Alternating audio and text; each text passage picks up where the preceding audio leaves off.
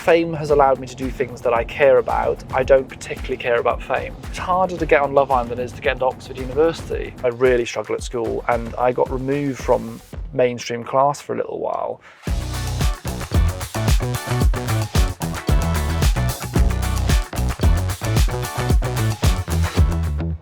I'm driving through the gorgeous Welsh countryside to collect my next guest for Show on the Road, Dr. Alex George. Now, many of you will know him from Love Island, but his real story starts with the NHS and takes us from the A&E front lines to number 10 Downing Street, becoming the UK's first Youth Mental Health Ambassador. Today, we're being guided through the Welsh valleys by Dr. Alex as he tells us about his rise to fame, his ADHD diagnosis, and his humble village roots. This is Show on the Road, brought to you by Auto Trader, the UK's largest automotive platform. I'm Alex Legui, driving a Land Rover Defender 90 into the town of Carmarthen to pick up Dr. Alex from the station. And there he is. Hello, Alex. Hello, how are you? Lovely machine you have here. It's not too shabby, is it? Very nice, perfect for a drive around Wales, isn't it? Spot on. Side steps as well, fixed side steps. It's got all the bits, got the Meridian sound system. Only the best. Only the best, I'd say so. Beautiful, all blacked out as well. How are you? I'm good. Should I belt up? Yeah. We're going to go for a drive. Yeah. Am I going to be showing you the local area? I'm excited. Where I grew up. Yeah. It's lovely to come back and just see Carmarthenshire. Beautiful part of the world. It's stunning. Yeah, it's so nice to be back here. It's just, kind of coming into Carmarthen. It just brings a lot of memories back because now my family live in West Wales, so I don't necessarily get to come into Carmarthen or those areas that often. And I think when you come back to a place that you literally grow up, it was part of your life. It's shaped who you are, especially after a long time. And growing up, the Defender means a lot to me because when I grew up, my dad had a 110 Defender, so a grey one, as far as I remember. I was very young at the time, but a grey Defender, and I have kind of memories of the dog being jumping in the back and driving. It's so fun. I even kind of remember him working the gearbox and that whole thing. I mean, they're probably not the most easier cars to drive compared to this. You've got auto box and all that kind of stuff. Yeah. It's a very old town, Carmarthen. It's incredibly old. Really? It's very, very old. I wouldn't be able to tell you the date, I'd embarrass myself, but it's a very, very old town. So a lot of the roads that run through it, you follow like a one-way system, but it's very, very old structurally. So a lot of the buildings are, very beautiful, and you've got the Towie River that's running right by it. So it's a very scenic part of the world. Really I think scenic. The Towie Valley is probably one of the most beautiful, not only valleys and areas in Wales, but in the whole UK as well. So you now live in London. What difference does it make coming from the Towie Valley and being surrounded by this beautiful landscape compared to living in the metropolis that is London, surrounded by buildings? I think about my life, and I grew up in this kind of environment. My first house, the first house we lived in, is a very little small holding with a very small amount of land around it. But I grew up in that kind of countryside, and I was very fortunate because that kind of being in nature was huge for me. And the difference that there's been going from that in my childhood to then going to university in Exeter, which is still a city, still a reasonable sized city, Exeter and Plymouth. I spent years down there training at med school, to then going to London. It's worlds apart, and London feels transactional at times. It does feel rat race at times. It feels like there's just all this stuff. We're just driving along, actually. We've got the Towie Valley on my left, and there's a field here that me and my friend used to come and fish down there. So we'd come in on our bicycles, leave our bikes there, and we'd go down, and we had a permit as part of, I think it's the Carmarthenshire Fishing Club. I'm sure that they've got the stretch there, and we'd come down and fish. And that's the kind of stuff that we got to do growing up, that I think, how amazing and privileged is that to be able to go and, in the evening after school on a sunny Saturday, we go down and fish, and we never catch anything. Anything, but you just go down with your friend and sit there. And I think for children, it's a big part growing up to have a connection with nature. For sure. So how and why did you end up becoming more of a city boy? A city boy, I guess, yeah. Southwest London boy. I think for me growing up, I always had a sense that I wanted adventure, and I wanted the adrenaline and stuff. And I think that's probably why I decided to do become a doctor, and B, go into A&E, because I wanted that thrill and that excitement. And it probably makes a lot of sense. I became an A&E doctor and ended up in, you know, King's College London and in Lewisham Hospital, because that was the adrenaline and the thrill. We're actually coming into Capeldewi now, so we're just entering Capeldewi. It's a very small little village, Capeldewi, but it's very, very beautiful here. It's beautiful. And there's a tennis court. You can see the tennis courts there on the right. Yes. Me and my friends used to spend hours playing tennis. And you've got the bus stop here, which is out by the road. And before school, we'd come down, and we'd always try and get 45 minutes in before the bus would come. And then the big bus would come and stop, and we'd sprint out the court and jump on the bus for school. Oh no! Yeah, I mean, for me, so much of my childhood was on those courts. Me and my friends, we lived close to each other, and so before school we'd play, and we'd come off the bus after school and we'd go and play for an hour if it was sunny and nice. And again, I think having that and being able to access sport and access outdoors, what would I have done without it? I think for my work now, like the things I'm really passionate about is really making sure that as children growing up, yeah, we're providing support services for mental health and making sure they have access to help. But actually, have we got infrastructures, and are we creating opportunity as society and as communities for good mental fitness? Mm-hmm. And actually, a lot of the things growing up that helped my mental fitness was this stuff. And probably times where I've struggled, I've not, you know, and I've had very bad depression at times where difficult things have happened. Perhaps I've reacted in ways that have been, you know, drinking alcohol or eating bad foods. It hasn't been playing tennis or being with friends or going fishing or being in nature. How much better off, or perhaps how much better could I have coped if I was using those things? We'll go into that in more detail a little bit later. So, can you direct us to your old house? Yeah, we can definitely go past. Let's head out here and go right. So this is some of the land that we used to have to own as part of it. So here on the right, there's some of the fields. This field actually wasn't, but that back field was. We used to have 2 donkeys that used to live in the field, Jenny and Bramble. Jenny and Bramble. Who rescue donkeys. So I don't know how my parents ended up having them. I think someone said, look, we've got these donkeys in this rescue centre. Do you want them? And my parents never had horses or donkeys. I'm like, yeah, sure. So I think they had to learn a little bit. So we've got and some woods fields here on either side, woods on the left. That we used to play in, and this is where we used to grow up. This is where we grow up here in this house. So yeah, long time of my life. In this house here? There's a house on the right there. So this is like one house in the middle of nowhere. I mean, I can see one house in the distance, but that's it. We're surrounded by fields. And it's just like 1 or 2 little fields attached to it as a small holding. And yeah, you're surrounded by farmland, really. Everything else around you is farmland. My parents, because they wanted to grow up in this environment, up until literally my teenage years, the choice was to live like in a place like this or do holidays and stuff. So we didn't go on holiday. We'd eat out in a pub once a year. 1 dinner out a year was our thing. But it's because this is what they saw was important. Yeah. So you choose where you spend your money, I guess. This is absolutely beautiful. Yeah, is it 1 story? 2 stories. My parents did the extension. So the old house was the cottage.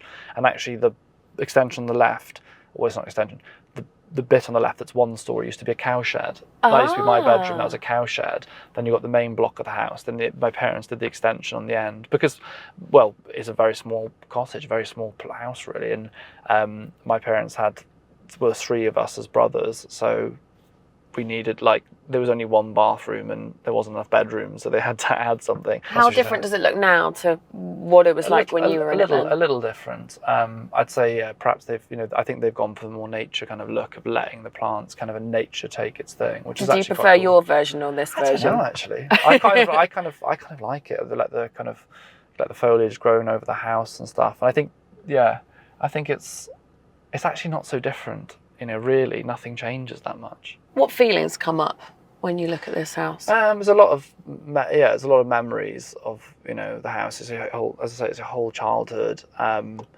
of happy, but sometimes sad as well because it's a different time of life. Life was much simpler when I lived here, a lot simpler. We were a complete family when we lived here.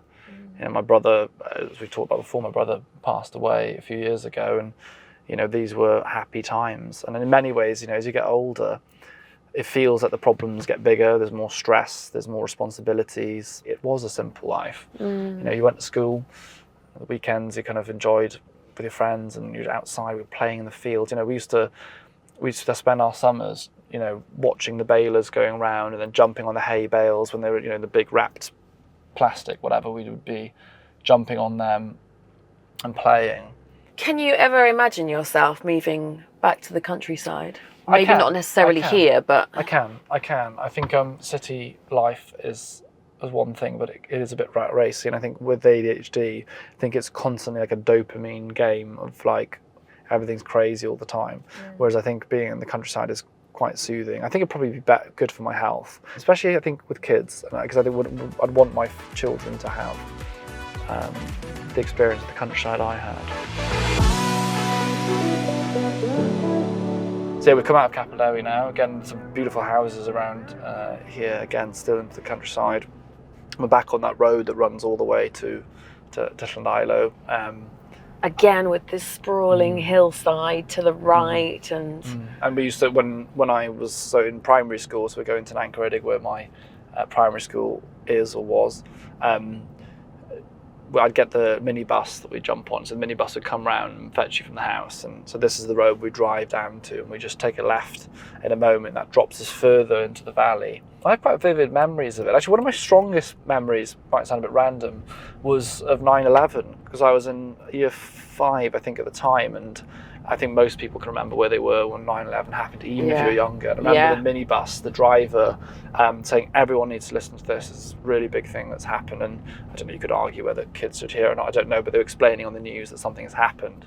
And I remember jumping off the minibus, going into the house and seeing everything that kind of unfolded, which actually really did have quite a big impact on my life, I think. You know, the funny thing about ADHD is that there are certain things that you remember everything about. For example, I mentioned 9/11, because that was such a big thing and I was really focused on it. I learned everything there was to know about 9/11.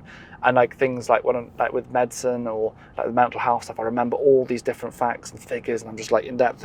But ask me my mobile number, and it's taken me 2.5 years to learn my new mobile number. I can't tell you any dates of birth in my life. Oh, really? I can't tell you my mum's date of birth. Not that I don't care, it just isn't. Just my brain doesn't you retain. Yeah, my brain is so interesting how like certain things are retained and other things are not. This is a beautiful bridge, one of the most beautiful bridges you've probably ever crossed. This is Nancaredig Bridge, which is iconic, and we're crossing the Howie River, and again I used to fish down here quite often, because again the fishing club that we'd use had land or permit for here. Driving across it in lovely. A massive Defender iconic. as well. Feels iconic, doesn't it? Yeah, we that would have been a lovely shot of us coming across, but also it's so narrow. Oh yeah, that's narrow. Yeah, that's narrow. Think of it like you're a lorry going across there. Yeah.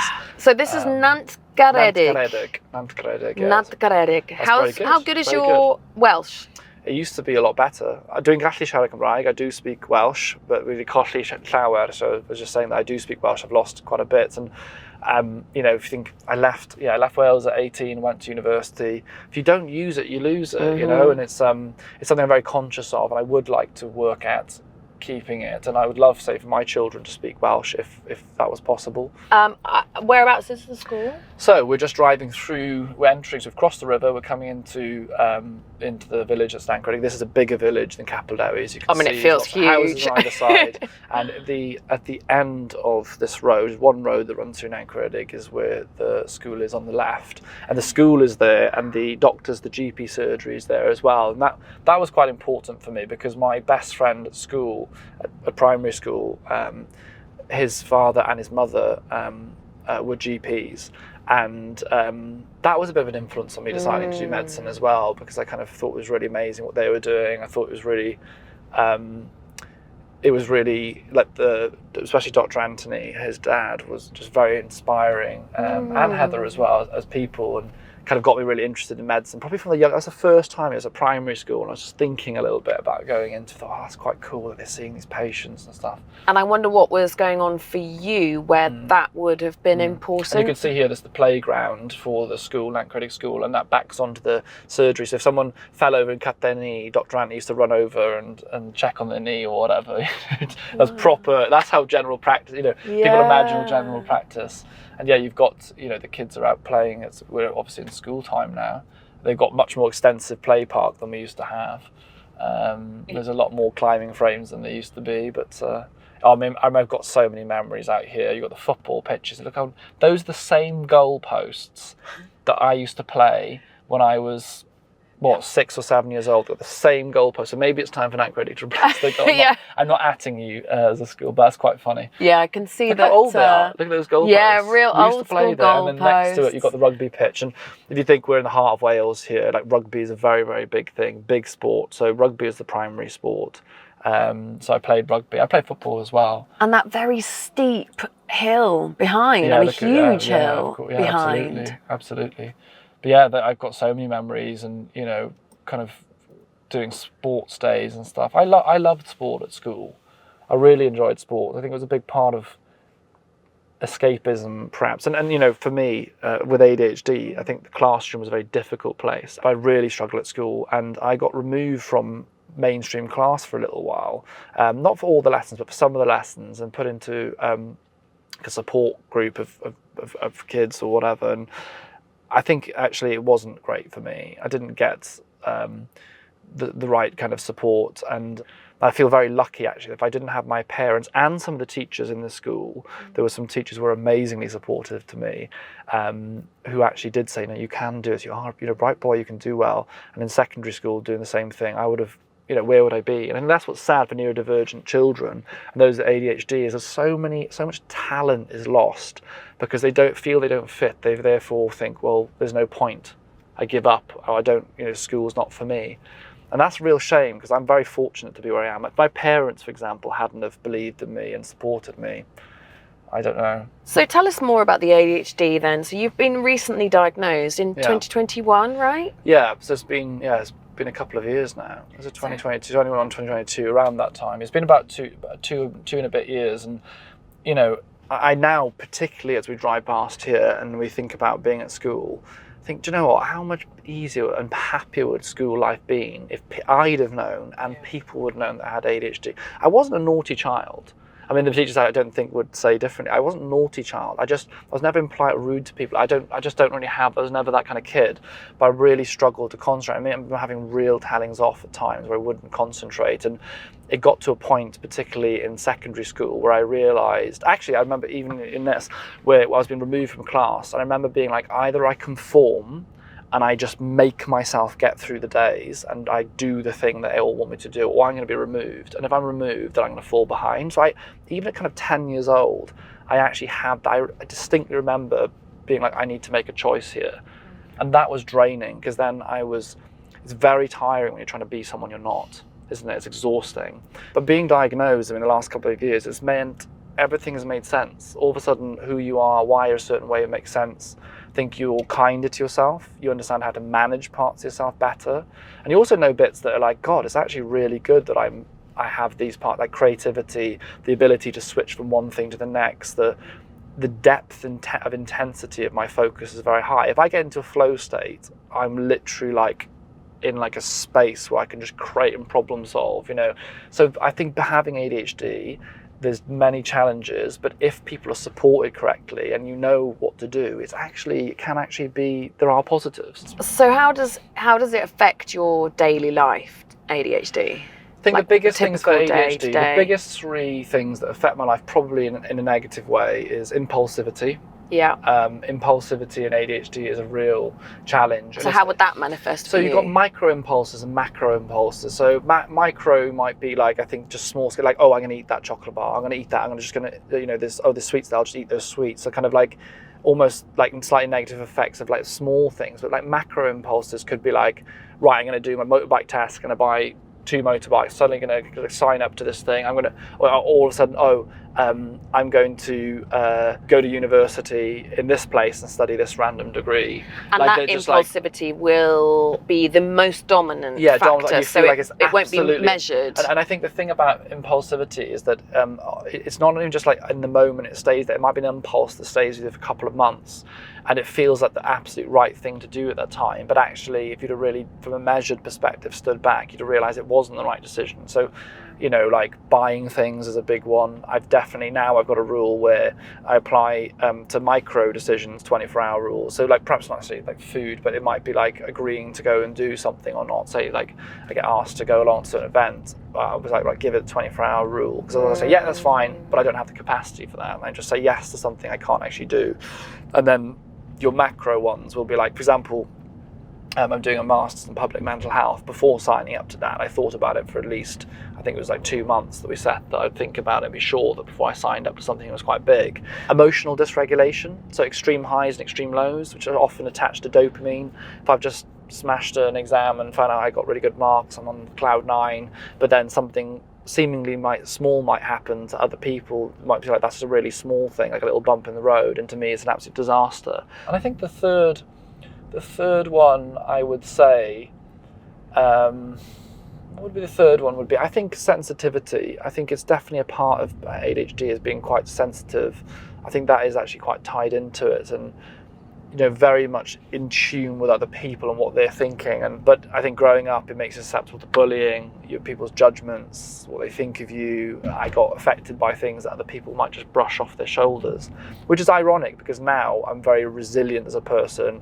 Trolling doesn't bother me, although I get a lot of trolling, but those things, generally speaking, it rolls off my shoulders. So yeah, the ADHD stuff affects your life, but there's a lot of positives to it. I was going to say, I'm yeah, a creative. what about the positives? I'm a creative. I think if you look at a lot of CEOs, business leaders, people who do a lot of stuff in life, there's a very high proportion of ADHD, and I think part of that is because I think you're more likely to be risk-taking. When you manage that risk, it's a positive. Like I'm kind of semi-fearless. I go for all sorts of things. I'm not afraid to try most things, and I'm not afraid to fail.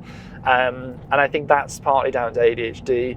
The creativity part is huge. I don't know exactly why ADHDers are more likely to be creative, but I think we do think in different ways. We think perhaps outside the box. It's been very helpful to me in many ways. And I think actually being different is okay. And I don't know if that's a positive of it, but I think it's okay to be different when you can actually make your life work around that.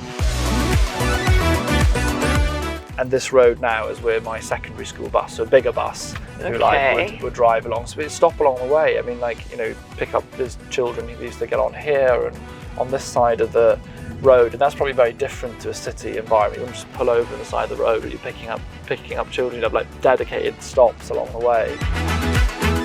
But yeah, certainly, honestly, I really hated school from about year 7 to year 10. It's incredible how impactful those years of bullying in particular have on so many people, and so many people were bullied. So you pull into here on the right. This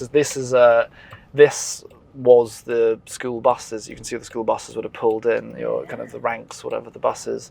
So yeah, you pull in here and think, oh God, here we go. It was a school day. Oh, I see. So the school is over there. Yeah, so you can see some of those were the out. There's that kind of outbuilding there was my my maths class was that building on the outer bit that's boarded. You see, it's boarded up. And why is it closed? So they decided to, after I left it was a couple of years later. As far as I understand, the school was at a state of being where it needed a massive repair job or rebuild, and the cost of knocking that down and rebuilding it was much more expensive than having a new site and building fresh. Okay, should we go and... Let's go and have a look, shall we? Go and have a look. Go and explore. This is a trip down memory lane. Yeah, so you trundle off the bus. God, this is a bit mad, to be fair. Does it feel weird? Look at it this way. I mean, being in this school, it was very rough around the edges. I'm careful because people go to schools in inner city that are very rough, but you've got to remember that this is a rural part of Wales. There was quite a mixture of, you've got some of the town kids here, some of the kids from the countryside. You have a lot of poverty around here, and there's a lot of behavioural challenges and stuff like that with different children, and there's a lot of fights at school. There's a lot of school fights and stuff like that. Bullying was a big problem, I think, in this school. It wasn't the easiest time for a lot of kids, and I think if you were a child who was in the cool group growing up, you were fine. But if you weren't, and I wasn't, and it wasn't cool, that was difficult. But then all of a sudden, it's funny how it all happens. Suddenly I became 6 foot plus at year 10, year 11, playing rugby. some girls suddenly became interested. I became a bit more cooler, should we say. I made my best friend now. We became mates. Even though he was very cool, I was very uncool. We became friends in class, and all of a sudden that changed my experience because everyone's like, "Oh, Alex is friends with Adam. Yeah. You know, he's the coolest Yeah. kid in the year." It's like all gives, of a sudden he's suddenly like, "Oh, he's my mate." And if he accepts you, then we everyone can else, all as of a well. sudden everyone else is like, "Oh yeah, no, I was the same person I always was," but all of a sudden it was like, "Oh, Alex, he's really cool. Oh, such a good guy." It's like, actually, it's the same guy I always was. So kids can be so cruel. Alex, you owned an old school Defender 90, right? Yeah, what year was that I had from? the T90 TDI. Those original style Defenders are now, this is showing age, but they are now modern classics. Oh yeah.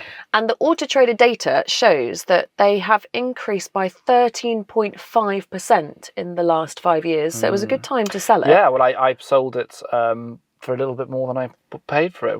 The most popular colour for the new style Defenders is black, according to Auto Trader. What colour was yours? My one was green. Which was the most popular for the old school, the original Defenders as well. And did you know, after being featured heavily in the BBC's The Traitors, Black Defenders saw a massive 37% rise in views on Auto Trader. And we borrowed this very nice black Defender 90 from Sinclair Land Rover, which is just down the road from Carmarthen in Swansea. Very cool.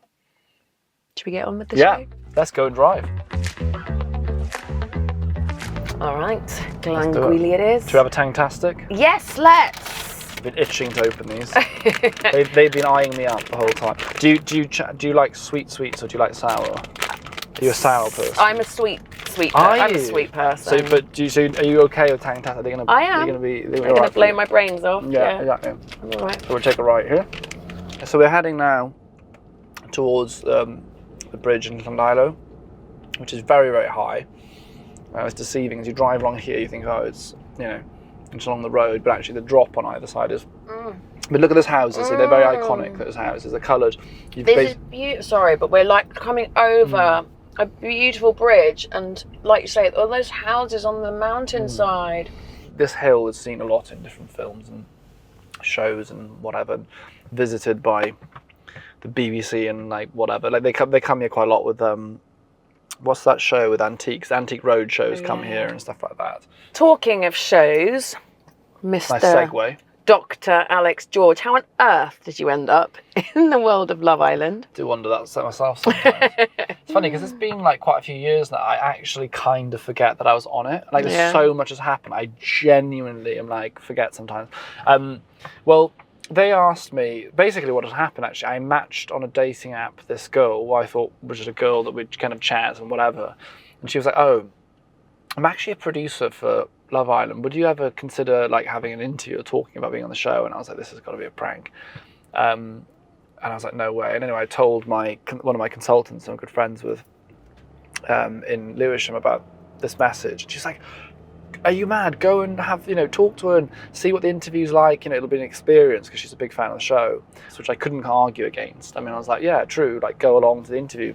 I just turned up really casually. I just like chatted about life and all this kind of stuff. We were chatting for ages, to be fair. I said, "All right, thanks very much. Good to meet you all. Goodbye." The producers thought that's the end of that. Then I was cycling, this was on a Friday, and I was cycling home on like the Monday or Tuesday from work, and my phone started buzzing, and I thought, that's odd. I pulled over and I answered the phone, and it was one of the senior producers or execs, and they were like, "We actually kind of want you to come on the show, but we really want you to be like an original or like an early, like a starting cast member, basically." And all of a sudden it became like a real possibility that was going to happen. And that's when I was like, I'm not doing this. No chance, not happening. But a couple of people I spoke to and confiding about it said, "Look, just you live life, just go and do it. Like the hospital's going to wait for you and just be there forever." Like, and I thought, I guess it's going to be a 2-week holiday. I'll come back. And it kind of worked because my contract ended. I'd done my foundation years and I'd done what I call a clinical fellow year. And that year in A&E had ended. So there was actually a space in time neatly for me to go and then start another contract. Think about how hundreds of thousands of applicants each year. You're in this a genuinely crazy experience. We were in a villa being filmed by this huge production crew and people and cameras, and it was going out to millions of people every single night. I was having dates with people, and you're like it's a ridiculous experience. But life is very short, you know. I've always, since I've been very small, had this slightly obsessiveness or obsession with time, which is problematic at times. But I'm very much aware of missed opportunity and wasted time, and I don't know, life passed. I'm 33 years old. I remember, I feel like it was yesterday with Pantic. I feel like it was yesterday I was running around at like 10 years old, or riding my bicycle, or kicking a ball, or playing tennis at 15 in the courts we visited. And I'm 33, and I know the next 20, 30 years will fly. And, you know, what a chance to go and do something like that. I didn't do social media before being on there. And I came out with 1 million followers. Trust me, I was like, what the hell have I done? This is crazy. And then I had this kind of like thing of like, what am I going to do now? And initially for the first couple of months I was very lost, because I didn't go back to A&E straight away. I couldn't. I mean, it was the buzz around it. I couldn't physically go back to the hospital. And I realised actually what I could do is use the platform to educate, talk about things I care about. And then you fast forward a couple of years and the pandemic happened, and all of a sudden, like, there was only a few doctors really that were working in A&E and could talk about what was going on in COVID. And I was one of those people, and I was on, national television morning and evening, all the radio stations, doing roundtable calls with Professor Whitty and Jane Harris, and on a daily basis. And I had Professor Whitty asking me, like, what's it like, what are you seeing, what's COVID, what are you, and I'm thinking, this guy is like a professor, like a genius basically, at the top of public health, and he's asking me, this junior doctor, what I'm seeing in the hospital in southeast London. It was a crazy time, but I guess Love Island was the stepping stone through that. A lot of my passions about mental health, I've always been very passionate. I had a lot of struggles when I was younger with mental health. I actually went to 10 Downing Street in 2018, was the first time I visited 10 Downing Street about mental health. But obviously everything that happened with the pandemic, then my brother, it's now become my focus. So like mental fitness and mental health is what I care about. And I guess Love Island was a part of that. I wouldn't have the platform. My platform's changed a lot. I have a very different audience now. I've got 2 million followers on Instagram, probably quite a different demographic as to what I had when I came out of Love Island. But I wouldn't have that right now if it wasn't for that show. But I think it's very important for anyone going on television in any capacity to understand the risks of their mental health. I wouldn't choose fame.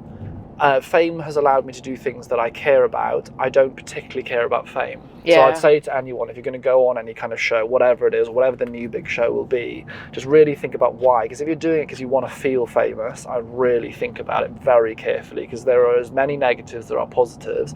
If you want to do it because of an experience or because you want to shape something with that, fine. But just really understand that there are as many cons as there's pros. You touched on feeling that sense of a lack of time, and I wondered if you're happy to talk about it, whether the passing of your brother has impacted on that, and whether that's a result of that. I think I've always had a kind of an awareness of time, and you almost call it, it cheapens it a little bit in a sense, but FOMO, I guess, is what people talk about. But it's not a FOMO in the sense I'm not afraid of not being at a party or a certain thing.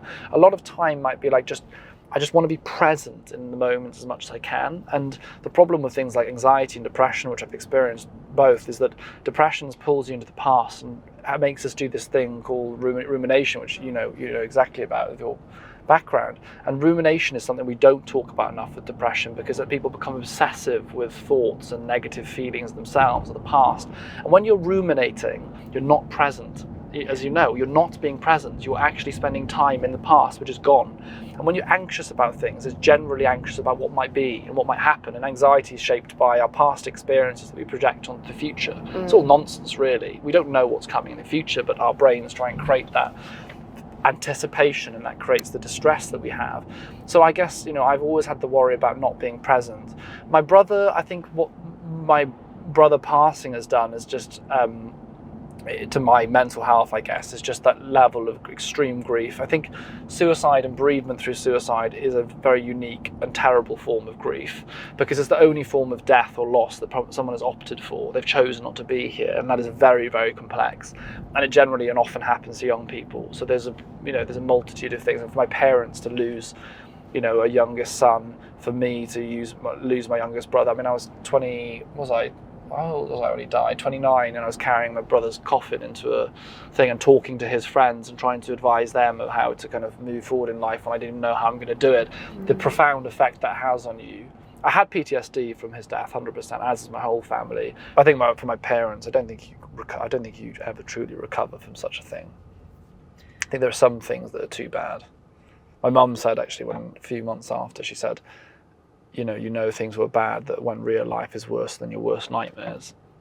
And you wake up to real life, you wake up and your worst nightmares were better than the life you've woken up to. That was a real that was a real lump in the throat, that one. That makes me feel really sad. Yeah, but that's the pain that they carry. But the people do, unbelievably, they do, don't they? They overcome. They become. My parents they are functional. They do get joy from life. That stuff sits there, but they do get joy from life still. Yeah. Which I didn't think they ever imagined in the first year that they would, but they have. And I think him passing just was like so much pressure on my brain and my ability to cope. I turned to drink quite a lot, turned to work, which is very common throughout my life. I worked so hard after You were he studying passed away. to become a GP, Well, I was looking to go into general practice, and I stopped with that, and I moved into public. Yeah, because basically I was going to go into general practice and have a focus on mental health, but then I realised after he died that I just wanted to throw myself into public health campaigning and activism, basically, and that's what I did. I mean, I literally all of a sudden was like, I'm going to spend 6 months to learn everything typical ADHD, everything there was to know, or that I could learn in that time about the problems that were there from anyone that would talk to me. So from individuals and people with lived experience all the way through to experts in the area, gathered this information, collated it, and decided to go to the Prime Minister and say, you need to change this stuff. I started out with a sign saying, please speak to me, Boris, basically, with all the things I wanted to do. It went absolutely viral online, to the point where I had the cabinet calling me saying, we want, his cabinet saying, 10 Downing Street saying, we want to meet you and talk. And then all of a sudden I'm being appointed by the Prime Minister as the UK Mental Health Ambassador, as a volunteer. And what that does, yes, incredible opportunity, but I then overworked even more, and it added so much pressure. All of a sudden I took on not only the pressure of my brother dying, but the pressure of mental health in the country. That's what it felt like. I don't feel like that now. I've actually had separated a lot mentally, where I'm like, this is not my job to fix all of this, but I don't feel like I carry the weight of the mental health world. The very famous quote from Avicii is, I carry the weight of the world, but I only have two hands. And it's an amazing line from, I think it was Levels. Was it Levels? Yeah, it was Levels that was from. And I think it's true. I mean, often we think we're carrying the weight of the world. I'm only one person. So I think I was traumatized by it. And secondly, I think I tried to deal with it by overworking. And then outside of work, I drank loads of alcohol, abused my body in many ways, didn't exercise, ate food to just comfort. Anything to numb, I imagine. And then all of a sudden, just to numb and not feel. And then all of a sudden, and I ended up on antidepressants, which is not really surprising given what's happened. And next thing you know, I'm 20 plus stone, in a terrible state, really. And my psychiatrist said that I was like a house of cards at the time. And if you pulled one card out, the whole thing would collapse. And that's why I very tentatively was careful about what I did in what order. I got diagnosed ADHD first. Then I started walking, and that's where the Stompcast was born, being outside nature, walking. The walking was huge for me. All of a sudden I was like, there's this soothing in nature. Actually, I miss exercise. I started going to the gym, I started eating better, and then I stopped alcohol. I've never really looked back. I don't know if I'll drink again. I might. I wouldn't say I wouldn't ever drink alcohol again, but I would never drink the way that I did. I think once you've learned something so profound, you can't unlearn that. I used to work, the Salutation Inn here, there's a restaurant in Wright as we go into Pontygothly. I used to work, that was my first ever job. Oh, really? Peeling spuds and 16? potatoes. Yeah, something 15, like, or 16? even just younger than that, I think. At the time you could work, I think, 14 or 15. We're just taking the turning off the roundabout here and heading to Glangwili Hospital. So this was the hospital that all three of me and my brothers were born. And it's also where I did Glangwili radio, hospital radio. Tell us about that. I loved it. I mean, what was really cool was that back in the day, BBC Radio Wales used to give its kind of old equipment they donate it to the hospital for the radio station, which actually meant the equipment was flipping awesome. Yeah, and that's using great. this, like, I didn't even know what the buttons were doing. And anyway, me and a chap called Daviv, decided to do the radio, and we would take it in turns to go out onto the wards and ask people if they wanted to choose songs they wanted to play, or anything they wanted any shout outs or mentions. Then we'd go back and we'd do the show. Amazing. Then. And that was the first time I had a bug for, podcasting's audio. I was going to say, and it makes real sense of what you're doing now, doesn't it? I loved it. I think there's something about audio first content that I love. I think it's because the rawness of what you get, and when you're listening to someone, you're not distracted by visual and other things happening. You're just listening to this voice and what that person's saying, and maybe you're agreeing with what they're saying, maybe you're disagreeing with what they're saying. But I loved it. I also did work experience here in the hospital. Before I went to medical school, I actually did work experience here to kind of have a taste of hospital life. And this holds a lot of significance for you, doesn't it? Then, if this is where you did your I think work experience. So, it's quite interesting when you're kind of born in a place, then you end up 18 years later or 17 years later doing experience there, and then you're doing the radio. It is all a bit, it's odd. And we did live, so after the house that you visited, we lived not far from here for a little while as well. So it's been quite central, I guess. So I know that you wanted to be dropped back here to meet up with some of your old friends and I've got colleagues. a few friends that actually I trained with that now work down here, so I'll go and say hello to them on their break, which is quite cool. Before you go, can you perhaps leave us with 3 key pieces of advice for a happier life? Be kind to yourself. No one's perfect. You're not perfect, and that's fine. Number 2, live life as much as you physically can. Just take opportunities, go for it. Number 3, follow your heart. It's usually right. Follow your heart. Thank you for having me. Thank you for being a pleasure. So I'll get honest. out before we get told off by the cars behind. Thank you, Alex. Thanks for the drive. Take care. Take care, pleasure, and enjoy those Tangfastics. I shall. Tangtastics. What an inspiring man Dr. Alex George is. It means so much that we can share voices like his on our platforms and help drive change where it matters the most. If you've been affected by any of the topics, or you want to learn more about mental health support, then there are free resources available at thehubofhope.co.uk, or search for NHS Every Mind Matters. Thank you for joining us on this very important, beautifully honest conversation. Show on the Road is a Fresh Air production brought to you by Auto Trader. And if you enjoyed it and you want others to enjoy it too, then please do spread the word. And also, please do leave a quick rating in your podcast app and maybe a nice little comment. It really does make a big difference to us. You can also subscribe to our YouTube channel, where there's exciting exclusive footage of our drive. Now, the best part about this series is how everyone's drive is so different. City or countryside, there is always a story to tell. And choosing the vehicle that you're going to start your journey in couldn't be easier on Auto Trader. Thousands of vehicles to choose from, with expert reviews and videos to help you pick, and loads of options to buy new, used or lease, so you get the best for you every time. Find your next car and start your next story on the Auto Trader app or via autotrader.co.uk.